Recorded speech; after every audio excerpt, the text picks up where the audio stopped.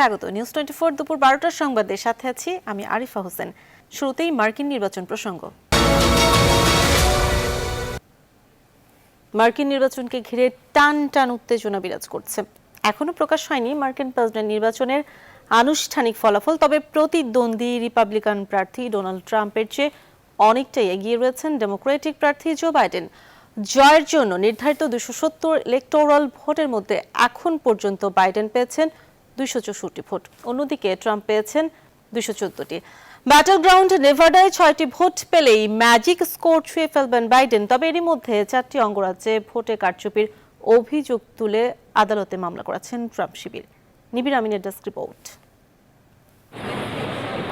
এরই মধ্যে শেষ হয়েছে প্রায় সবগুলো মার্কিন রাজ্যের ভোট গণনা ও ফলাফল প্রদান। বাকি রয়েছে সুইং স্টেটের গণনা। ব্যাটল গ্রাউন্ড রাজ্য মিশিগানে 16টি ইলেকটোরাল ভোট জিতে নিয়েছেন জো বাইডেন। শুধুমাত্র নেভাডা অঙ্গরাজ্যে 6টি ভোট পেয়ে গেলেই তিনি পাবেন চূড়ান্ত বিজয়। ফলে তুমুল হাড্ডাহাড্ডি এ লড়াইয়ে এই নেভাডার জয় পরাজয়ের উপরেই নির্ভর করছে 46তম মার্কিন প্রেসিডেন্টের ভবিষ্যৎ। চূড়ান্ত ফল প্রকাশ না হলেও এরই মধ্যে জাতির উদ্দেশ্যে ভাষণ দিয়ে দিয়েছেন ডেমোক্রেট প্রার্থী। তিনি জানান তার জয় অনেকটাই সুনিশ্চিত। এই জয় হবে মার্কিন যুক্তরাষ্ট্রের। রানিং মেট কামালা হ্যারিসকে সঙ্গে নিয়ে দেয়া ভাষণে ঐক্যবদ্ধ জাতি গড়ার অঙ্গীকার করেছেন বাইডেন। তবে এরই মধ্যে পেনসিলভেনিয়া, উইসকনসিন, মিশিগান ও জর্জিয়াতে ভোটে কারচুপির অভিযোগ তুলে মামলা করেছে ট্রাম্প শিবির। উইসকনসিনে পুনরায় ভোট গণনার আবেদন জানিয়েছে রিপাবলিকান দল। এদিকে এবারের নির্বাচনে একটা ভোটও যেন গণনার বাইরে না যায়, সেই দাবিতে নিউ ইয়র্ক, ক্যালিফোর্নিয়া, পেনসিলভেনিয়া সহ বেশ কয়েকটি অঙ্গরাজ্যে অনুষ্ঠিত হয়েছে বিক্ষোভ। নিবির আমিন, নিউজ 24। দর্শক, মার্কিন নির্বাচনের বর্তমান অবস্থা নিয়ে আলোচনা করতে যুক্তরাষ্ট্র থেকে আমাদের সাথে যুক্ত হচ্ছেন বাংলাদেশি আমেরিকান চেম্বারের চেয়ারপারসন এম এ সালাম। জনাব এম এ সালাম, আপনাকে স্বাগত। আপনার কাছে জানতে চাইবো যে এই যে মার্কিন নির্বাচনের যে অবস্থা, বাইডেন এগিয়ে রয়েছে, তো কি মনে হচ্ছে শেষ পর্যন্ত কে যাচ্ছেন হোয়াইট হাউসে? আচ্ছা, মার্কিন যুক্তরাষ্ট্রের নির্বাচনের যে বিউটি, ইলেকশনের যে সৌন্দর্য হলো ইলেকটোরাল কলেজ ভোট। এবং এই ইলেকটোরাল কলেজ ভোটে আপনাদের যে খবর আপনারা পরিবেশন করলেন, সেই খবরেই আপনারা উল্লেখ করেছেন যে নেভাডা স্টেট যদি জো বাইডেন পেয়ে যান, তাহলে তার ম্যাজিক নাম্বার যেটি 270, অর্থাৎ 270 ইলেকটোরাল ভোট তিনি পেয়ে যাবেন। এবং 270 তিনি পেয়ে গেলে তিনি হবেন প্রেসিডেন্ট ইলেক্ট জো বাইডেন।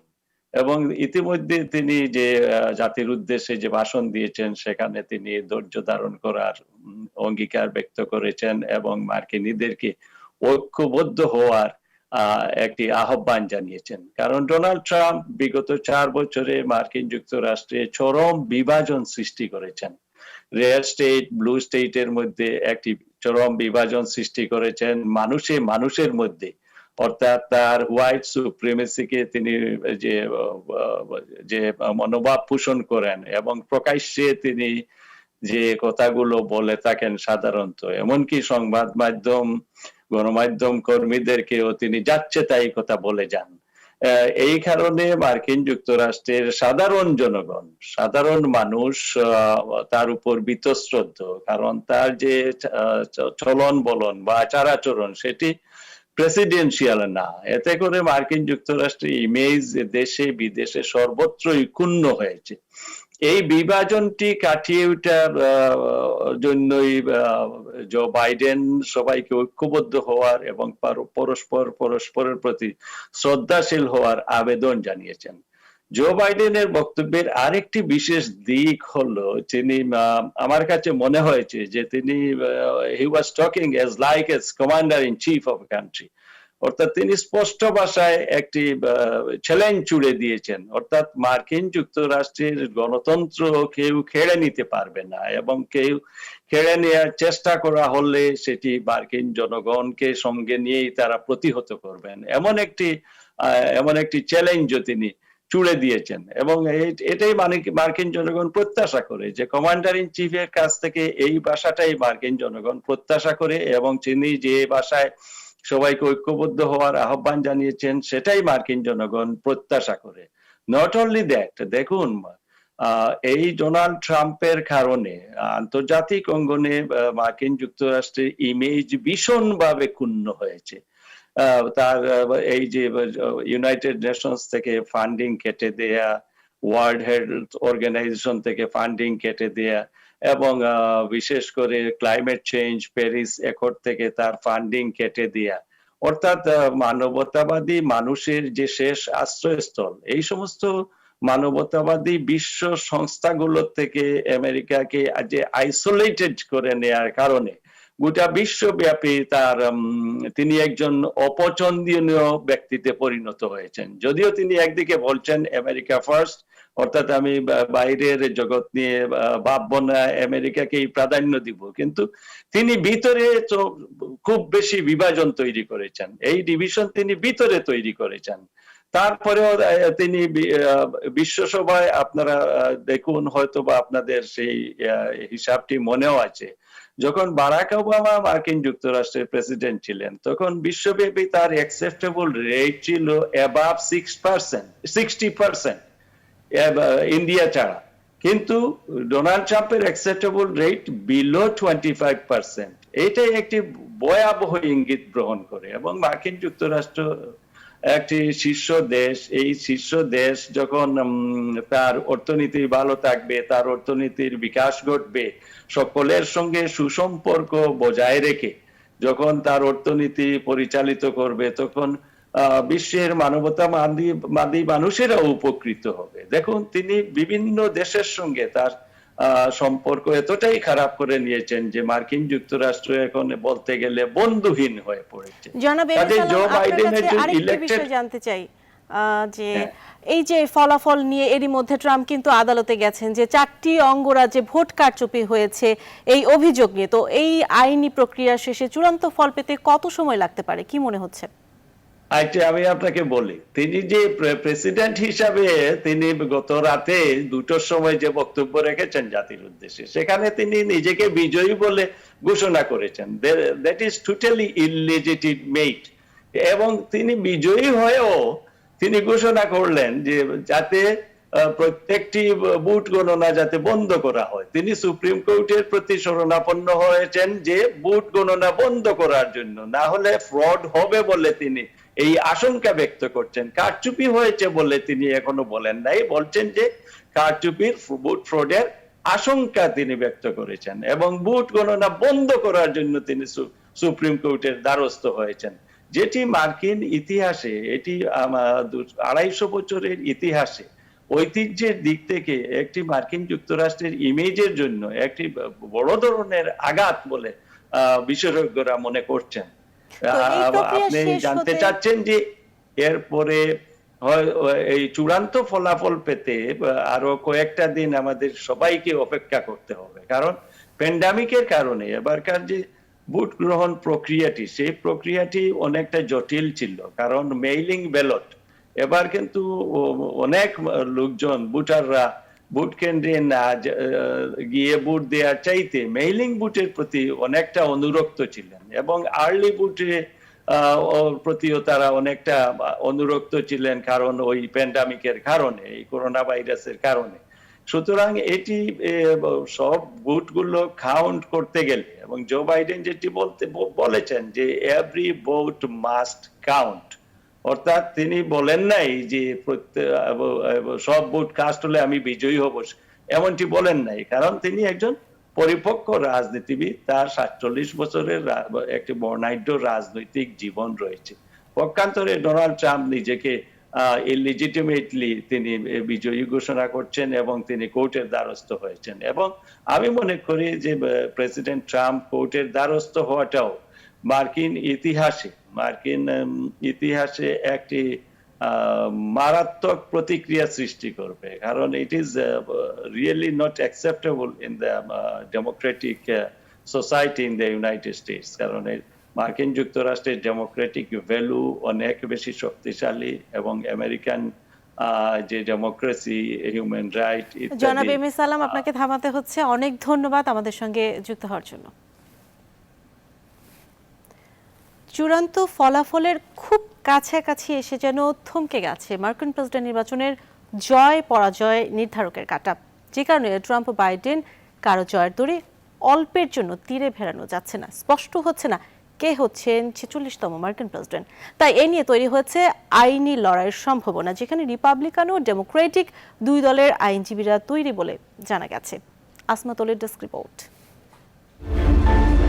যুক্তরাষ্ট্রের প্রেসিডেন্ট নির্বাচনের ভোট গণনায় চলছে টান টান উত্তেজনা। কারণ এখন পর্যন্ত ফলাফলের যে পরিসংখ্যান, তাতে কে জিতবে তা নিয়েও কোনো ভবিষ্যৎবাণী করা কঠিন হয়ে পড়েছে।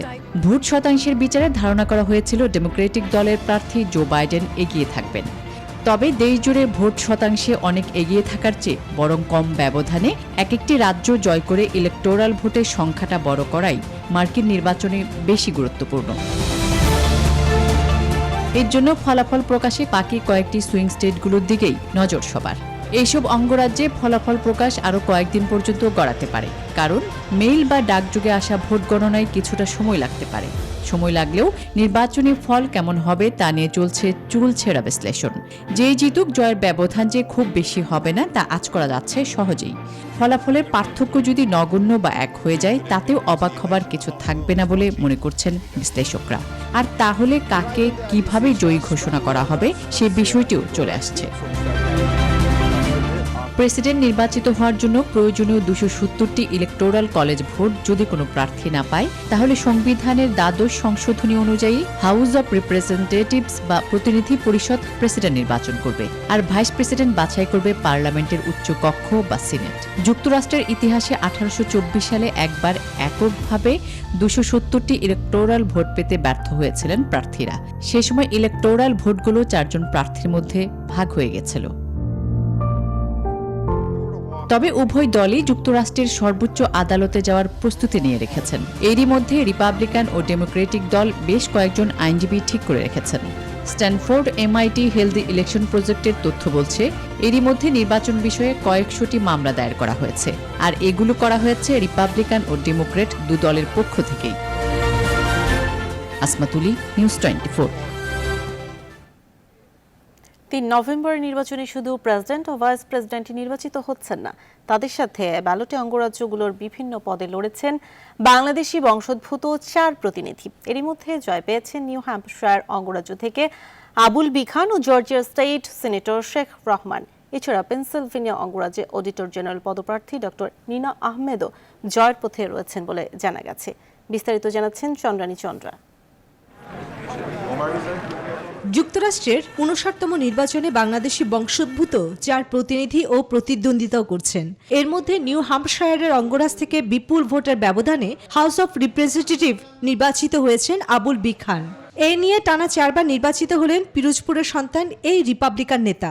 ব্যাটল গ্রাউন্ড স্টেটগুলো নিয়ে আমরা অপেক্ষা করছি, দেখছি এক একটা কাউন্টের সময় এক একটা পার্সেন্টেজে এক একজন উপরে আছেন আর একজন নিচে আছেন। এখনো কোনো কিছুই বলা যাচ্ছে না। আমি বলতে পারবো না বা কেউ বলতে পারবো না যে কে জিতবে। এখনো কোনো কিছুই বলা উচিত না বা বলা যাবে না। দ্বিতীয় মেয়াদের জন্য জর্জিয়া স্টেট সিনেটর হিসেবে ডিস্ট্রিক্ট 5 বিজয়ী হলেন বাংলাদেশি শেখ রহমান। মঙ্গলবার সন্ধ্যার পর তাকে বিজয়ী ঘোষণা করেছে জর্জিয়া নির্বাচন বোর্ড। ডেমোক্রেট এই নেতার বিপক্ষে কোনো প্রতিদ্বন্দ্বী না থাকলেও আনুষ্ঠানিকতার জন্য অপেক্ষা করতে হবে তাকে। কিশোরগঞ্জের সন্তানের এই বিজয়ে উৎফুল্ল প্রবাসীরা। আমি যে কাউন্টিতে, এখানেও এজ অফ গত 1 ঘন্টা আগে পর্যন্ত 80,000 ভোট আমাদের কম্পিউটারে যেটা অ্যাডভান্স মেলিং বোর্ড ছিল আসছে, ওটাকে এরর আসছে। সো কালকে সকালে আবার এই ভোটগুলি কাউন্ট হবে। So it's huge. আমি অপটিমিস্টিক যে জর্জিয়াতে এখনো বাইডেনের জেতার সম্ভাবনা খুবই বেশি। এছাড়া আরো 2 জনের মধ্যে পেনসিলভেনিয়া স্টেটের অডিটর জেনারেল পদের জন্য লড়ছেন ডেমোক্রেট নেতা ডক্টর নিনা আহমেদ। তিনি সাবেক মার্কিন প্রেসিডেন্ট বারাক ওবামার উপদেষ্টা ছিলেন। তিনিও জয়ের পথে রয়েছেন বলে জানিয়েছে স্থানীয় গণমাধ্যম সূত্রগুলো। তবে বাংলাদেশি বংশোদ্ভূত আমেরিকান ডোনা ইমাম টেক্সাসের অস্টিন থেকে গঠিত কংগ্রেসিয়াল ডিস্ট্রিক্ট 31 থেকে প্রার্থী হিসেবে দাঁড়ালেও এবারের নির্বাচনে হেরে গেছেন তিনি। চন্দ্রানী চন্দ্রা, নিউজ 24। সময় হলো একটা বিরতির, ফিরছি একটু পর। সঙ্গে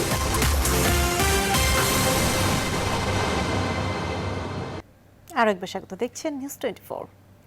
ব্রিটেন সফররত ভারতের পররাষ্ট্র সচিব হর্ষবর্ধন শ্রীংলার সঙ্গে সাক্ষাৎ করেছেন বসুন্ধরা গ্রুপের ব্যবস্থাপনা পরিচালক সায়াম সোভান আনভির। লন্ডনে সাক্ষাতের সময় উপস্থিত ছিলেন সেখানে নবনিযুক্ত ভারতের হাইকমিশনার গায়ত্রী কুমার। স্থানীয় সময় বুধবার সকালে সাক্ষাৎকালে তারা দ্বিপক্ষীয় বিভিন্ন বিষয় নিয়ে আলোচনা করেন। বিশেষ করে বাংলাদেশের শিল্প বাণিজ্যের বিকাশে বসুন্ধরা গ্রুপের প্রশংসা করেন ভারতের পররাষ্ট্র সচিব। এ সময় তিনি ভারত বাংলাদেশের ব্যবসায়িক সম্পর্ক আরও বৃদ্ধির পক্ষে অভিমত ব্যক্ত করেন। হর্ষবর্ধন শ্রীংলা বলেন, দুই দেশের বাণিজ্যিক সম্পর্ক বৃদ্ধির মধ্য দিয়ে আগামীতে আরও ইতিবাচক অধ্যায় তৈরি হবে।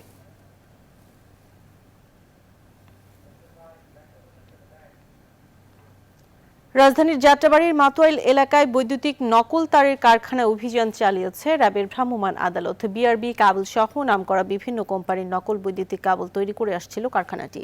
অভিযানে ৪২ লাখ টাকা জরিমানা ও ১২ জনকে বিভিন্ন মেয়াদে কারাদণ্ড দেওয়া হয়। বুধবার রাতে ভ্রাম্যমাণ আদালতের নেতৃত্ব দেন র্যাব নির্বাহী ম্যাজিস্ট্রেট মোহাম্মদ সরওয়ার আলম। অভিযান চলাকালে নির্বাহী ম্যাজিস্ট্রেট সরওয়ার আলম বলেন, কারখানাটি প্রসিদ্ধ বিভিন্ন কোম্পানির নাম ব্যবহার করে নকল বৈদ্যুতিক কেবল তৈরি করত। তাদের এক শ্রেণীর ক্রেতারা রয়েছে যারা বাজারে নকল তারটি ছড়িয়ে দিত। মূলত অধিক মুনাফা অর্জনের জন্যই তারা এই প্রতারণায় অংশ নেয়।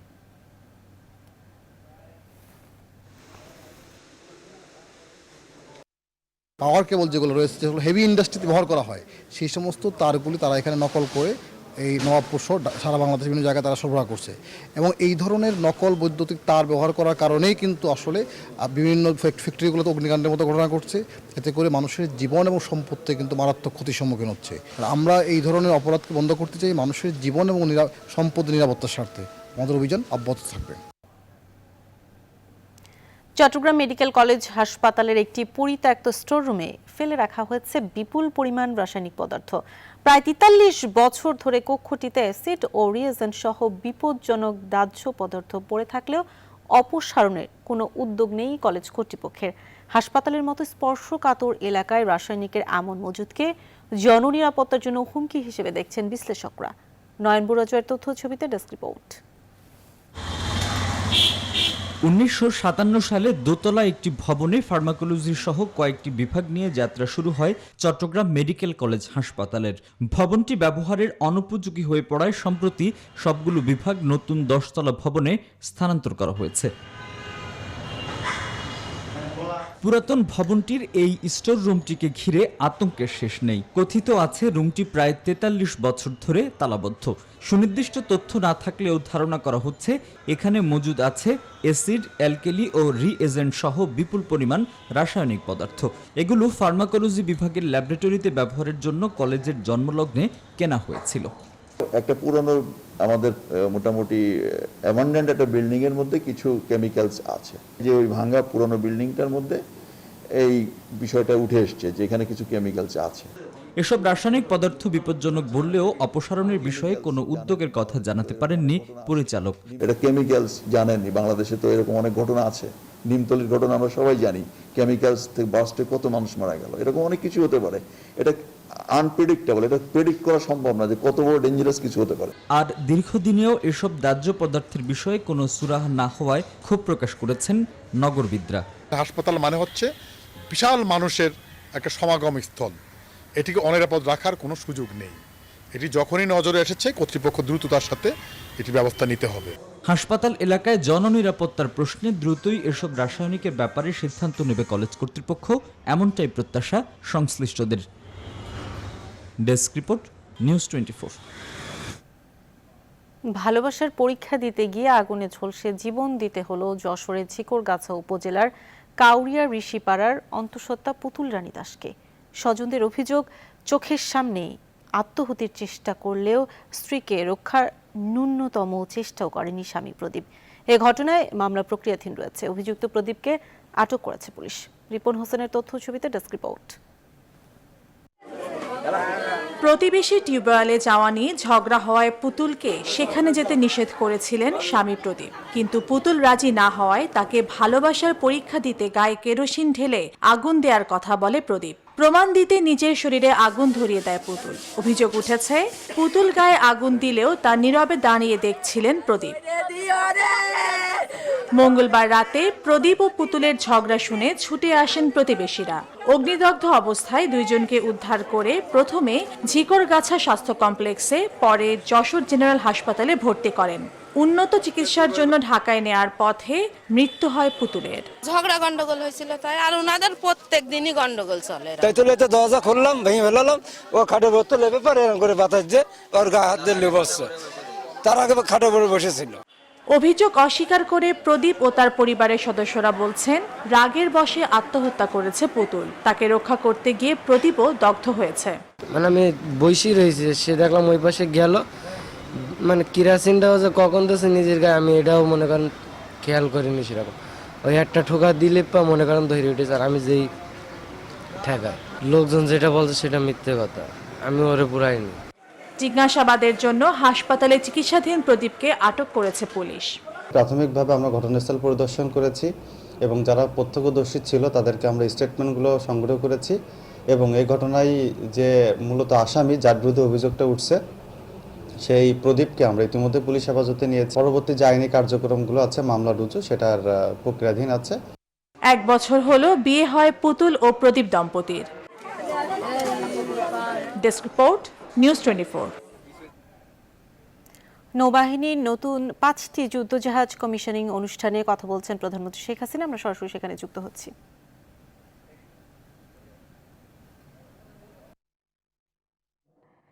তারা অত্যন্ত সাহসিকতার সাথে জীবনের ঝুঁকি নিয়ে সেই যুদ্ধে অংশগ্রহণ করেন এবং অপারেশন জ্যাকপট আমাদের নৌযুদ্ধের ইতিহাসে এক অনন্য বীরত্ব গাথা তারা সৃষ্টি করেছিলেন।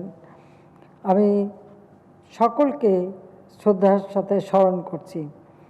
বাংলাদেশের যে ভৌগোলিক অবস্থান, সেই অবস্থানের কারণেই আমাদের যে বিশাল সমুদ্র সীমা, আজকে এই সমুদ্র সীমার অধিকার আমরা অর্জন করতে পেরেছি।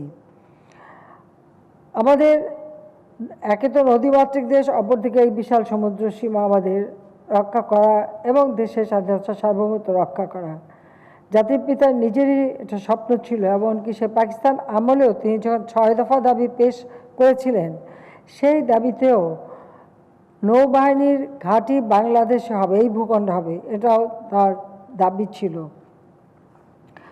স্বাধীনতার পর তিনি যখন একটা যুদ্ধ বিধ্বস্ত দেশ গড়ে তোলেন, সীমিত সম্পদ ধ্বংসস্তূপের উপর দাঁড়িয়ে তার যাত্রা শুরু, যখন একটা টাকা রিজার্ভ মানি নেই, কারেন্সি নোট নেই, গোলা এক ফোঁটা খাবার নেই, যুদ্ধ চলাকালীন সময় 1 বছর কোনো ফসল উৎপাদন হয় নাই, তেমনি একটা অবস্থার মধ্যেও তিনি বাংলাদেশের স্বাধীনতা সার্বভৌমত্ব রক্ষার লক্ষ্য নিয়ে আমাদের সশস্ত্র বাহিনী গড়ে তোলেন এবং তখন নৌবাহিনীরও যাত্রা শুরু হয়। তিনি সে সময় আমাদের বন্ধুপ্রতিম দেশ, মহান মুক্তিযুদ্ধে যারা আমাদেরকে সহযোগিতা করেছিলেন, সেই ভারত থেকে 2টি পেট্রোল ক্রাফট পদ্মা ও পলাশ তিনি সংগ্রহ করেন এবং সেটা দিয়েই কিন্তু আমাদের নৌবাহিনীর যাত্রা শুরু হয়। আমাদের সমুদ্র সীমায় বাংলাদেশের যে অধিকার আছে, এই অধিকারের ব্যাপারেও তিনি কিন্তু প্রথম সমুদ্র সীমা আইন করেন 1974 সালে। এমনকি জাতিসংঘে তখন সমুদ্র সীমা আইন হয়নি, কিন্তু বঙ্গবন্ধুর সেই দূরদর্শী নেতৃত্বে আমরা দেখেছি তিনি 74 সালে এই আইনটা করে দিয়ে যান, যার ফলে আমরা 75 পর 21 বছর পার হয়ে যায়। জাতিপিতাকে হত্যা করে যারা ক্ষমতা এসেছিল তারা কিন্তু এসব ব্যাপারে চিন্তাও করেনি, কোনো উদ্যোগও গ্রহণ করেনি। যে সমুদ্র সীমায় বাংলাদেশের যে অধিকার, সেই অধিকারটা যে রাখতে হবে, রক্ষা করতে হবে বা সেটা অর্জন করতে হবে, সে কোনো ব্যবস্থা কেউ নেয়নি। আওয়ামী লীগ একমাত্র যখন সরকার এসেছে 96 সালে, তখন থেকেই এই বিষয়টার উপর আমরা কাজ শুরু করি। তারপর 5 বছর ক্ষমতায় ছিলাম, এই সময়ের মধ্যে কিছু করা সম্ভব ছিল না, যতটুকু সম্ভব করেছি এবং আনক্লজে সই করেছি, আমাদের ক্যাবিনেটের সব অনুমোদনও করেছি যে আমরা আমাদের সমুদ্র সীমা অধিকারের জন্য এগিয়ে যাব। দ্বিতীয়বার সরকার আসার পর আমরা যথাযথ ব্যবস্থা নেই এবং আমাদের এই সমুদ্র সীমা আমরা অর্জন করি। আমরা সবসময় চেয়েছি যে আমাদের এই সমুদ্র সীমা শুধু রক্ষা করা না, সমুদ্র সম্পদটাও যেন আমাদের অর্থনৈতিক উন্নয়নের কাজে আমরা অর্জন করতে পারি, তার জন্য আমাদের কাজ করতে হবে। এবং এই ক্ষেত্রে আমরা ব্লু ইকোনমি এই ধারণাপত্র আমরা নিয়েছি এবং তার উপর আমরা কাজ করে যাচ্ছি। কারণ আমাদের যে অর্থনীতিতে অবদান রাখতে পারে, এই সমুদ্রের যে অপার সম্ভাবনা রয়েছে, যে সমস্ত সমুদ্র সম্পদ আমাদের রয়েছে, সেই সম্পদ আহরণ করা এবং সেগুলিকে কাজে লাগানো, এটাই আমাদের লক্ষ্য এবং সেই লক্ষ্য নিয়ে আমরা কাজ করে যাচ্ছি। আমাদের দেশটাকে আমরা চাই এগিয়ে নিয়ে যেতে, জাতির পিতার স্বপ্নে বাংলাদেশ গড়ে তুলতে। এবং জাতির পিতা বঙ্গবন্ধু শেখ মুজিবুর রহমানই ঘোষণা করেছিলেন, যে আমি একটু কোট করছি তার কথা, ভূ রাজনৈতিক প্রয়োজনে একটি শক্তিশালী নৌবাহিনী গঠন করা হবে, আনকোট। তিনি এই নির্দেশনা দিয়েছেন এবং পদক্ষেপ নিয়েছিলেন, কিন্তু হাতে তো সময় পাননি, মাত্র 3.5 বছর সময় পেয়েছিলেন। কাজে আমরা তার পদাঙ্ক অনুসরণ করে বিভিন্ন পদক্ষেপ নিচ্ছি এবং তার যে স্বপ্ন ছিল, যে কথাগুলি তিনি বলতেন এবং পরিবারের সদস্য হিসেবে বা তার প্রথম সন্তান হিসেবে তার আলোচনার মধ্য দিয়ে আমরা যা জানতে পেরেছি, শিখতে পেরেছি, তারই আলোকে আমরা বিভিন্ন পদক্ষেপ নেই এবং নৌবাহিনীকে আধুনিক, দক্ষ, শক্তিশালী বাহিনী হিসেবে গড়ে তোলার জন্য বিভিন্ন অবকাঠামোগত উন্নয়ন, যুদ্ধজাহাজ সংগ্রহ এবং বিদ্যমান জাহাজসমূহের অপারেশনাল সক্ষমতা বৃদ্ধির জন্য আমরা বাস্তবমুখী পরিকল্পনা নিই। তাছাড়া আমরা শুধু নৌবাহিনী বলে না, আমাদের সশস্ত্র বাহিনীর জন্য তিনি যে আমাদের প্রতিরক্ষা নীতিমালা করে দিয়ে গিয়েছেন 1974 সালে, তার আলোকে আমরা ফোর্সেস গোল 2030 প্রণয়ন করে তা বাস্তবায়ন শুরু করেছি। সেই দিক থেকেই লক্ষ্য রেখে আমরা আমাদের নৌবাহিনীকে আধুনিক একটি বাহিনী হিসেবে, শক্তিশালী বাহিনী হিসেবে গড়ে তোলার পদক্ষেপ নিয়েছি। আমরা নৌবাহিনীতে বর্তমান প্রজন্মের উন্নত সাবমেরিন, যুদ্ধজাহাজ, মেরিটাইম পেট্রোল এয়ারক্রাফট, হেলিকপ্টার ও বিশেষায়িত বাহিনী সংযোজন করেছি এবং এর মাধ্যমে 21শ শতাব্দীর চ্যালেঞ্জ মোকাবেলায় আমরা একটি ত্রিমাত্রিক নৌবাহিনী গঠনের প্রয়াস চালিয়ে যাচ্ছি। আমরা এটাই চাই যে আমাদের দেশ এগিয়ে যাবে, সেই দিকে লক্ষ্য রেখে আমরা কাজ করে যাচ্ছি। এবং আজকে আমরা যে জাহাজগুলি কমিশন প্রাপ্ত হলো এবং সেগুলি আমাদের জন্য আমাদের নৌবাহিনীকে আরও শক্তিশালী করবে, দক্ষ করবে বলে আমি বিশ্বাস করি। কাজে প্রিয় অফিসার এবং নাবিকবৃন্দ, আজ বাংলাদেশ নৌবাহিনী তার ক্রমাগত অগ্রযাত্রা আরও এক ধাপ এগিয়ে গেল। দিনটি শুধু বাংলাদেশ নৌবাহিনীর জন্য নয়, সমগ্র দেশ ও জাতির জন্য অত্যন্ত গৌরবের। এবং মহান আল্লাহর কাছে আল্লাহর রহমত, অশেষ রহমত যে আজকে নৌবাহিনীতে আমরা জাহাজগুলি এবং এর মধ্যে আপনারা জানেন যে বাংলাদেশেও আমরা তৈরি করতে পেরেছি। কারণ খুলনা শিপইয়ার্ডটা আমি 96 সালে যখন সরকারে ছিলাম তখনই নৌবাহিনীর হাতে সমর্পণ করেছিলাম এবং নৌবাহিনীর হাতে দিয়েছিলাম এই কারণে যেটাকে আরও উন্নত করা এবং সেই সাথে সাথে আমরা আমাদের দেশের উপযোগী জাহাজ যাতে তৈরি করতে পারি সেই লক্ষ্য নিয়েই। সেই সাথে আমরা ড্রাই ডকটাও নৌবাহিনীর হাতে দিয়ে দিই, যার ফলে আমরা এখন নিজেরাও সক্ষমতা অর্জন করেছি জাহাজ তৈরির। আজকে আমরা যে 5টি অত্যাধুনিক যুদ্ধজাহাজ বানৌজ, ওমর ফারুক, আবু বাইদা, প্রত্যাশা, দর্শক ও তল্লাশি আমরা নৌবাহিনীতে সংযোজন করতে সক্ষম হলাম। আর সেই সাথে সাথে আপনারা জানেন যে গণচীন থেকে তৈরি করা আধুনিক সমরাস্ত্র সজ্জিত 2টি ফ্রিগেট ও একটি অত্যাধুনিক করভেট এবং আমাদের নিজস্ব খুলনা শিপইয়ার্ডে তৈরি 2টি আধুনিক জরিপ জাহাজ বাংলাদেশের সার্বভৌমত্ব রক্ষায় নৌবাহিনীর ক্ষমতাকে আরও জোরদার করবে, এটা আমার দৃঢ় বিশ্বাস। এছাড়াও নিজস্ব ইয়ার্ডে জাহাজ তৈরির সক্ষমতা, এটা আমাদের আত্মবিশ্বাসকে বলীয়ান করে। আমরা হয়তো ভবিষ্যতে অন্য দেশের জন্য জাহাজ তৈরি করতে পারবো এবং দিতে পারবো। ধীরে ধীরে আমাদের সেই সক্ষমতা আমরা অর্জন করব। আমাদের নৌবাহিনীর সদস্যরা প্রতিনিয়ত লোকচক্ষুর অন্তরালে থেকে অনেক প্রাকৃতিক প্রতিকূলতা মোকাবেলা করে সমুদ্রে রাখা সার্বিক নিরাপত্তার নিশ্চয়তা বিধান করে যাচ্ছেন। এটা সত্যি প্রশংসা দাবি রাখে এবং আমরা সবসময় এটা প্রশংসা করি। আর সেই সাথে আমি চাই যে কোনো ধরনের, আমরা কারোর সাথে যুদ্ধ করতে চাই না। জাতির পিতা আমাদের পররাষ্ট্র নীতি বলেছেন, সকলের সাথে বন্ধুত্ব, কারোর সাথে বৈরিতা নয়। আমরা সেই নীতিতেই বিশ্বাস করি। কিন্তু যদি বাংলাদেশ কখনো বহিঃশত্রুর আক্রমণ দ্বারা আক্রান্ত হয়, তাকে মোকাবেলা করবার মতো সক্ষমতা আমরা অর্জন করতে চাই। তাই আমাদের সমুদ্র সীমা রক্ষার জন্য আমরা এই নৌবাহিনীকে শক্তিশালী করে গড়ে তুলছি জাতির পিতার স্বপ্ন বাস্তবায়নের জন্য। বাংলাদেশ নৌবাহিনী শান্তিকারী বিভিন্ন কার্যক্রমের মাধ্যমে দেশবাসীর আস্থা ও প্রশংসা অর্জন করেছে। আর বিশেষ করে এবার এই করোনা ভাইরাসের সময় আমাদের নৌবাহিনী যথাযথ ভূমিকা রেখেছে। তাছাড়া যে কোনো প্রাকৃতিক দুর্যোগেও তারা মানুষের পাশে দাঁড়ান এবং যথাযথ ভূমিকা রাখেন এবং মানুষকে সাহায্য করে থাকেন।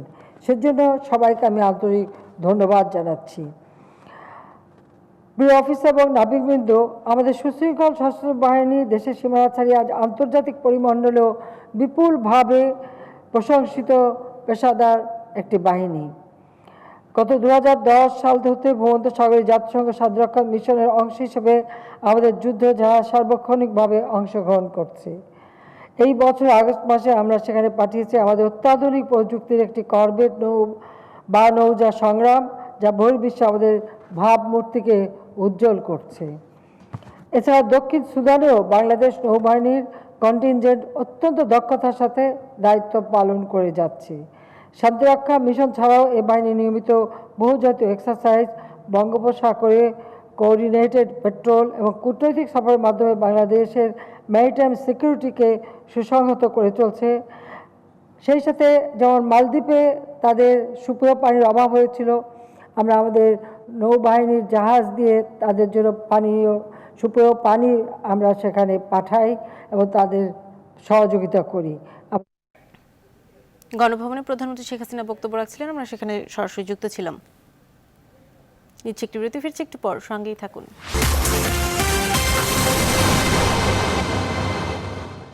আরও একবার স্বাগত, দেখছেন নিউজ 24 সংবাদ। খেলার খবর।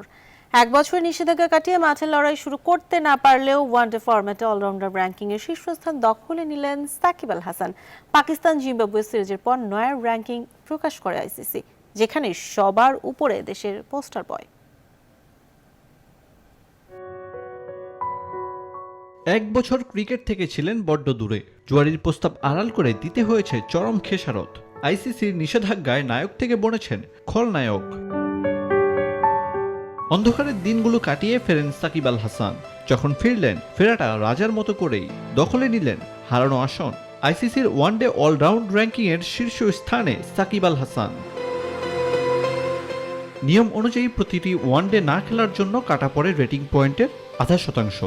সাকিবের নিষেধাজ্ঞার পর বাংলাদেশ দল খেলতে পেরেছে মাত্র 3 ওয়ানডে। তাই হিসেব অনুযায়ী সাকিবের বর্তমান পয়েন্ট 373, যে কারণে 50 ওভারই ফরম্যাটে অলরাউন্ড র্যাঙ্কিংয়ে সবার উপরে আবারও সাকিব আল হাসান।